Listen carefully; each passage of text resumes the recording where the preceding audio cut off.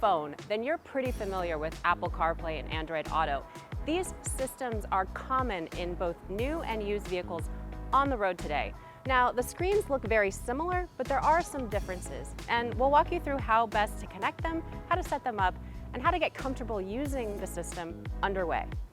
The first step to take is you need to determine what kind of phone you have. Whether you have an Android-based device, like a Google phone or a Motorola phone, or an Apple-based device. Both of these devices can be connected either by Bluetooth or through Wi-Fi. You can also connect both of them through a wired connection. You'll have to take a look at your car and your phone to determine the right fit for you. So the first step, you're going to turn your vehicle on. If you have an Apple device, make sure you have a Lightning connector that connects to your phone, and use the one that you can charge with or whatever you've got that works to connect to both your car and the phone.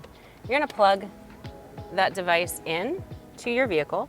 Once you're plugged in, you'll notice that a passcode comes up on your multimedia screen. You're going to need that passcode to match the one on your phone to ensure that the two can be paired together. Once they've been paired and confirmed, you can go ahead and select your device on the screen and then bring up Apple CarPlay. Now here, you have a variety of settings and systems that you can use and interact with on the screen.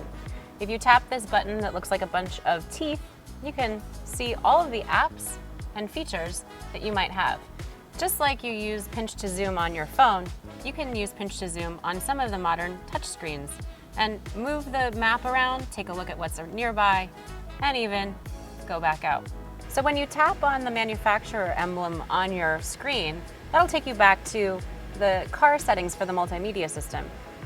It's a similar setup for an Android phone. You're going to plug your phone in, wait for the system to recognize it, and generally it will pop right up. Now, like Apple, you have the ability to see a whole bunch of various apps that are listed on your home screen.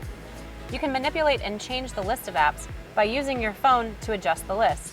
When we tap Honda, it takes us back to the main multimedia system of the Honda. Thanks so much for joining me for TrueCar on Tech. If you've got technology questions, we've got answers.